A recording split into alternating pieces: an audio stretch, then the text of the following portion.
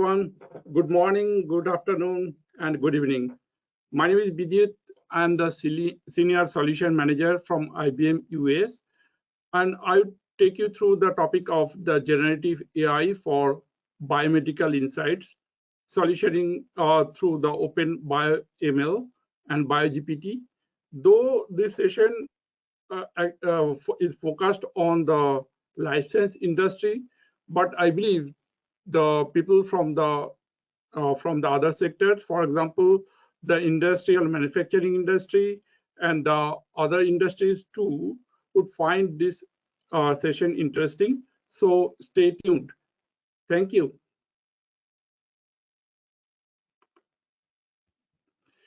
And a small disclaimer kind of things. Then coming to the industry experience part, something about me. And I'm having 20 years of experience in IT, focusing on the life science and industrial manufacturing sector. And I have the silver badge distinction in IBM for life science solutions. In day-to-day, I actually reach out to the client, and it's my bread and butter to talk to the client and give the solutions in US. And my career has taken me across the long-term work in multiple countries, including the US, Netherlands, Saudi Arabia, Brazil, and Australia in Asia Pac for 2 years. This has provided me with a unique perspective on the challenges and opportunities faced by the global organizations, and enabling me to foster the cross-cultural collaboration and innovation.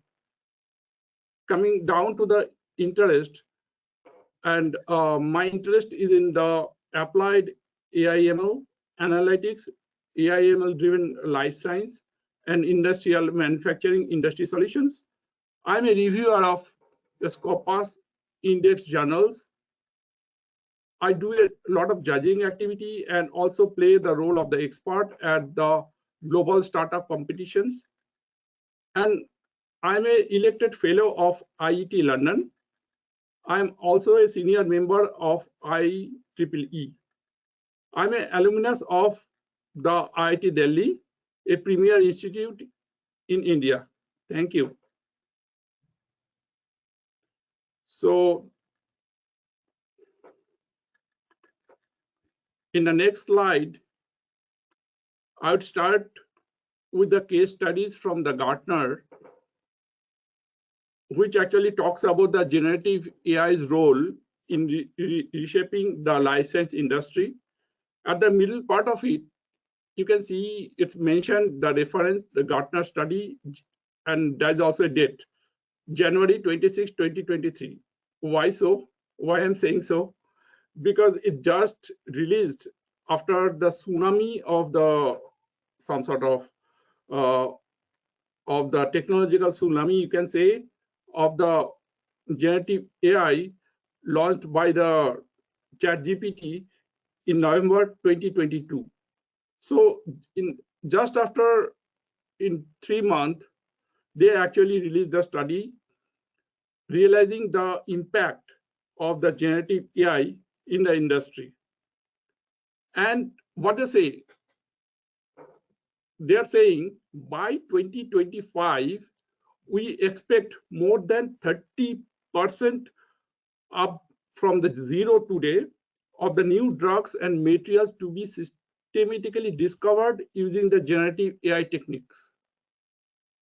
That's a very tall statement that given by the Gartner, none other than the Gartner.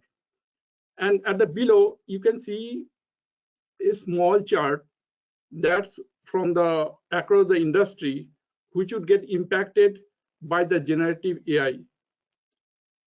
Pharmaceutical, automotive, media, architecture and engineering, energy and utilities, healthcare provider, everybody would get impacted. So since the topic is on the pharmaceutical industry or the life science industry, I talk about the pharmaceutical industry more, but I would also touch upon the fundamental facts or the language models. And regarding that, for day-to-day, we interact with the client. It's based on the real scenarios and real facts. So there are three main ways the pharmaceutical industry is poised to exploit the AI in near term. By near term, I mean, if I take the example of the 2025, I can take the example of the 2025, by 2025. By 2025, what would happen? Drug discovery, clinical trials, and personalized medicine would be a reality. And the expedited drug discovery process is one of the AI's most promising applications in the pharmaceutical industry. With the traditional drug discovery process that often takes years and costing billions of dollars, AI has emerged as a beacon of hope in expediting this laborious journey. AI model can generate novel ideas based on extensive data sets that the chemist may not have been able to access or visualize otherwise.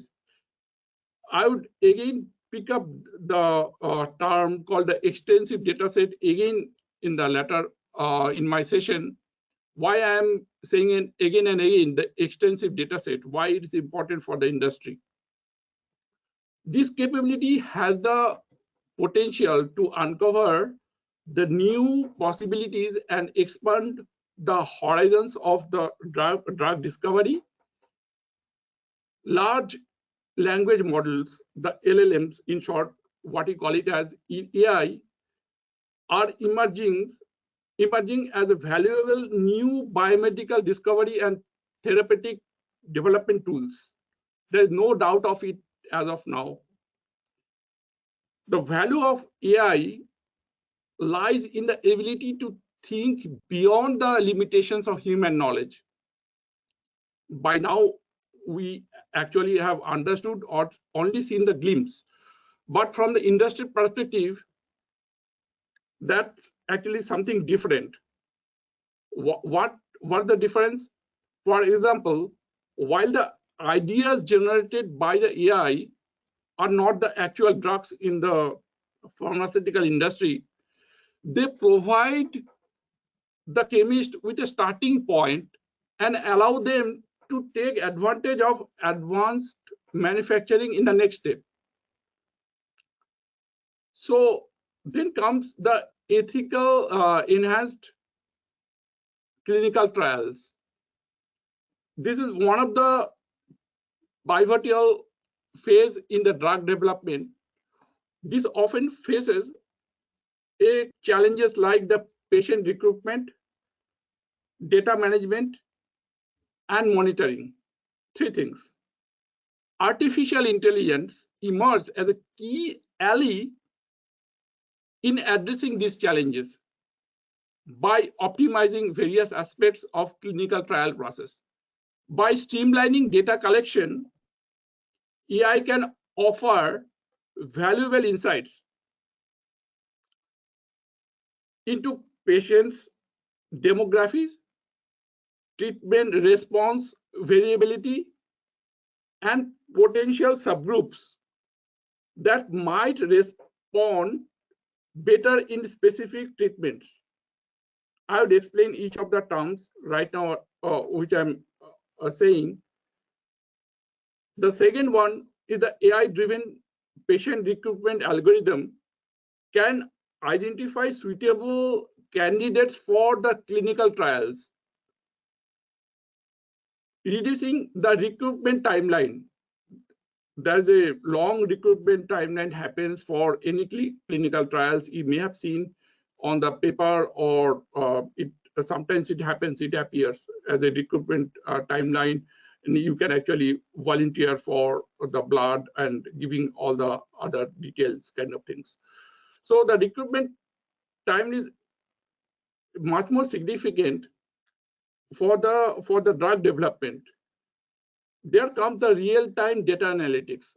Real-time data analytics during the trials also help to identify the potential adverse events or promising responses, allowing for a swift adjustment and ensuring participant safety. This data-driven enhances the efficiency of the clinical trials and improves the likelihood of the successful outcomes. So the data would be collected only to the valid patients, which would be much more useful for the next set of journey, for the drug discovery journey.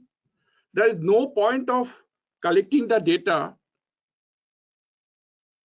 or bother the patient if the data is of no use. So AI can actually help at the screening phase who would be the eligible patient or the volunteers for the clinical trials. And then I would slightly go beyond 2025. What can happen? Then comes the concept of the personalized medicine. In day-to-day talk, some of our clients actually talk about the personalized medicine, not in a big way, but they simply talk about it. What does it mean? It means that tailoring the treatment to individuals, patients' genetics, molecular, and the clinical profiles. Three things. I'll repeat: the patient's genetics, molecular, and clinical profiles. The clinical profiles we already all are aware, but the genetic and molecular profile is something different. This has actually gained a traction in recent years as AI is imperative in turning this concept into reality. So this is not actually a concept right now. People are working on it. AI can identify personalized treatment approaches that maximize efficacy and minimize the adverse effects by analyzing vast data sets. Again, I'm talking about the vast data sets. The requirement of the collection of the data, always I'm talking about the vast data sets, and which actually encompasses the genetics, biomarkers, and patient history. The patient can have a 80-year-old, can have a long patient history. Or the genetic information can actually go beyond his forefathers. This approach improves the patient outcomes and optimizes the resource allocation as treatment becomes more precise, reducing the likelihood of the trial and error scenarios. What happens for every where we go for a medicine, you would see there will be a trial and error scenarios, and the unnecessarily interventions happens that can be totally avoided by the application of the AI. Personalized medicine has the potential to revolutionize the healthcare by providing the treatments finely tuned to each patient's unique characteristics. Means everybody is different. You, me, and everybody is different. What about a special drug is actually manufactured only for you?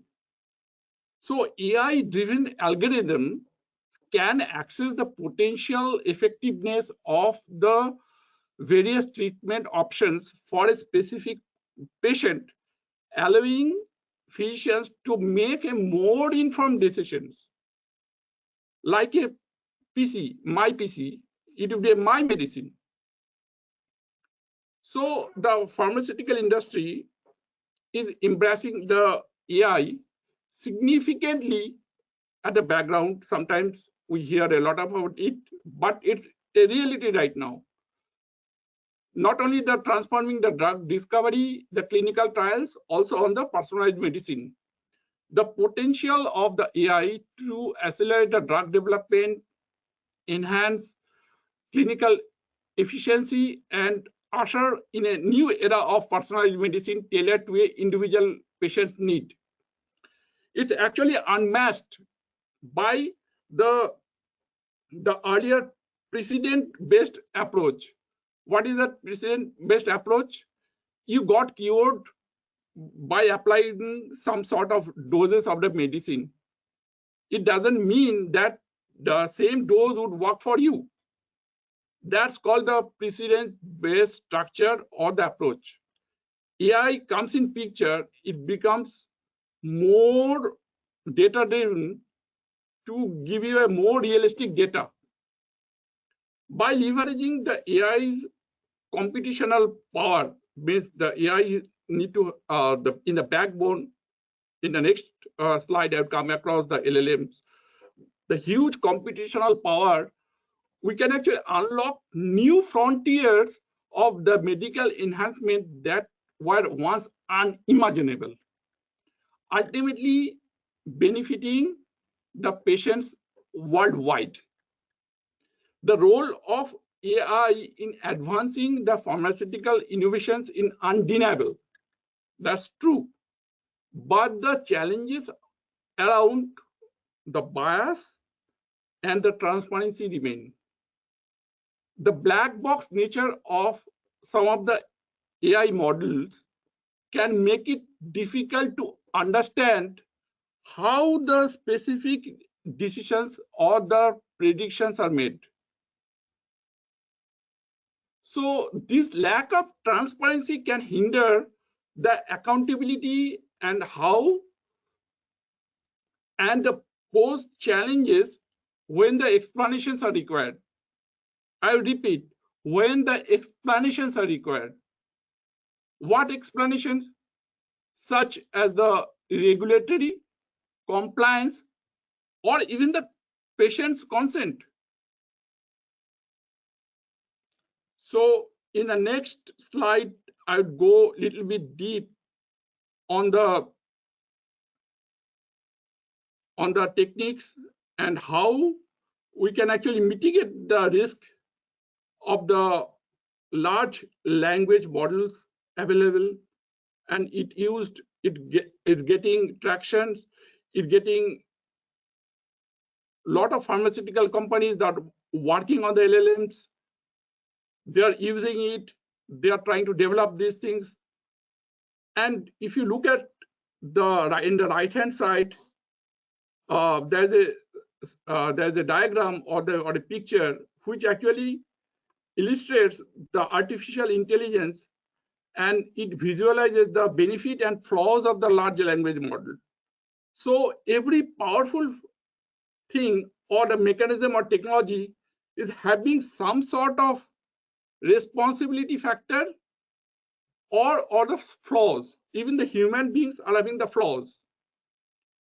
But in terms of the impact on the large language model, it can actually go in a very, very destructive path or harm to the human being or the society as a whole. The four things actually comes in mind when he talked about the risk involved in there: hallucination, bias, security, and the consent. Just a few minutes back, I was talking about the patient's consent. Hallucination. What is hallucination? It's something, a mental state of a human being. When he becomes hallucinated, his behavior or the nature, it becomes apparently looks very normal, but it's not actually grounded on the reality. Similarly, the system can actually produce the result which may sound or look very, very authentic, but it's actually not based on the reality. It's actually misleading. So how to counter the hallucination effect or the bias? or the security or the consent part of it. I'll take one by one. The training of the large language models, the LLM, is one of the most important thing. The two things actually come in picture over here. The debiasing method using the training, like the adversarial regulation and the bias mitigation audits before the release. Before the release, adversarial regulation and the bias mitigation thing works. These are actually critical as the LLMs can perpetuate and amplify the historical biases in data.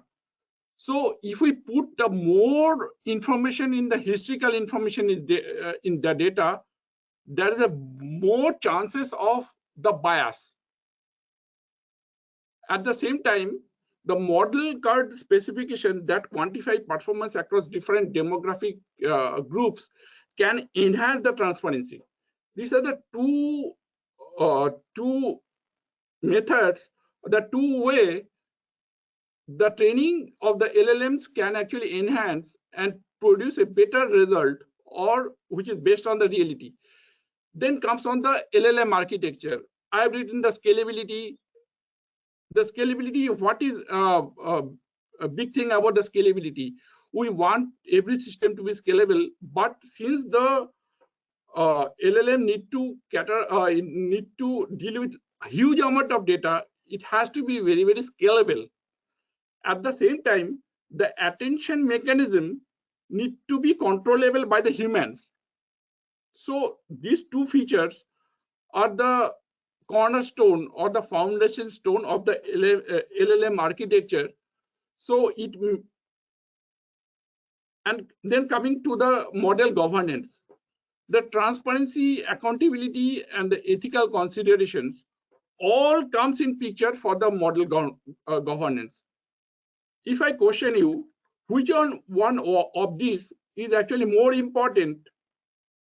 Actually, right now in the industry, people are talking more about the model governance than the other architecture or the training part of it, because somehow it can be controlled. How to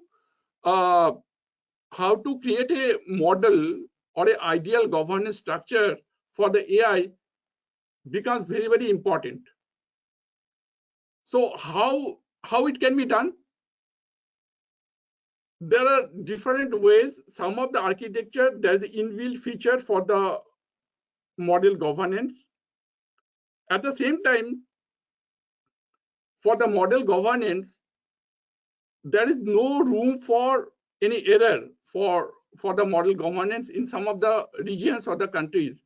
For example, in Europe, the penalty is very, very hefty for the GDPR violation. For any of the compliance error, 6% of the annual revenue, you have to actually, the fine goes up to the 6% of the annual revenue, or 30 million euro. So either you would get a slap, you would get a fine of 30 million euro or 6% of your annual revenue. Tell me how a generic drug manufacturer would survive with such a hefty fine and playing with the AI. So that's why people are thinking more of a model governance right now than the other thing. It becomes a much more important, though it's written as a third item, it becomes a much more important in reality. In the next slide, I'll show you the biomedical LLM, how it works. What data goes in? The pre-trained corpora. The pre-trained corpora should include the electronic health records, clinical notes, biomedical literature, medical ontologies, and clinical guidelines for the clinical use. There are two models which are actually very, very successful or noteworthy, you can say, are leading this transformation this transformation. One is the OpenBIOML. By the name, you can guess it's actually based on the open source. This is a substantial 530 billion parameter LLM developed by the AstraZeneca, utilizing the open source Megatron framework from the NVIDIA. So the other model is the BIO GPT. This is a proprietary tool. There are different proprietary tools. So the prominent one is the BIO GPT. The LLM by Anthropic or the Claude, in a better way, you can actually identify this engineered with a unique cloud architecture. In the next slide, I'll go deep on the architecture part of it.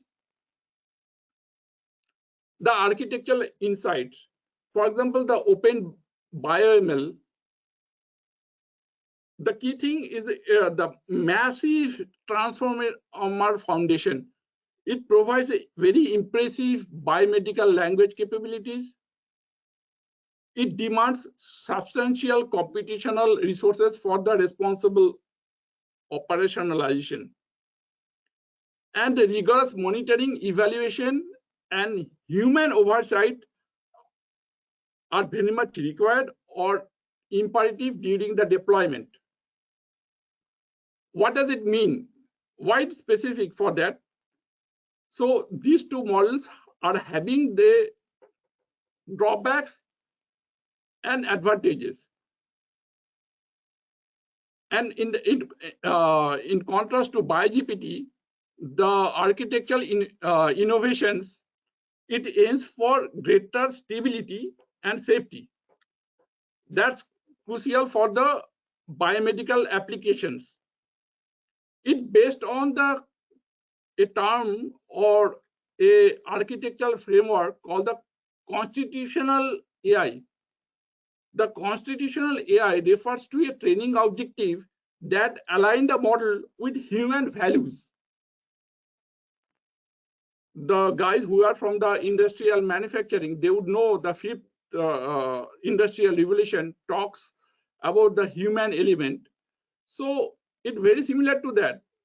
The fifth generation industrial revolution things, and right now is very similar way the constitutional AI.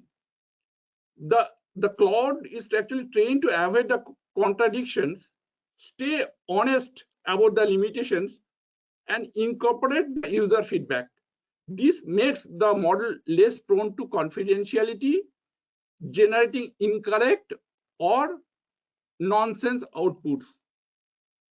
It utilizes a retrieval augmented generation approach where the model looks up the facts in a knowledge base to ground its responses in evidence. For example, it takes it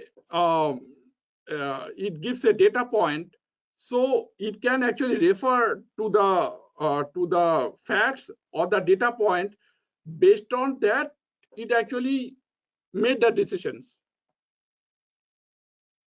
And the BIO GPT is also kind of exclusively on the biomedical publications to specialize its capabilities. The model gained the ability to synthesize the novel hypotheses, experimental designs, and data analysis based on the scientific knowledge. But however, in the next slide, I'll talk about the trade-off, the scale and the safety, not as a comparison, because it's a different flavor for the LLMs, OpenBIOML and BIO GPT. OpenBIOML achieves a strong performance unmatched through the brute force of model size. BIO GPT, on the other hand, their architecture is somehow very different, the constitutional AI, and the precautions that's necessary for the sensitive biomedical domains. However, there is a black box nature of this proprietary system, which actually hinder the debugging capability compared to the open source systems. So the software engineers should actually prioritize the transparency, auditability, and safeguards to mitigate the risk from proprietary closed system. By deploying it to a sandbox system and then to the production system, that would actually helpful. Thank you, everyone.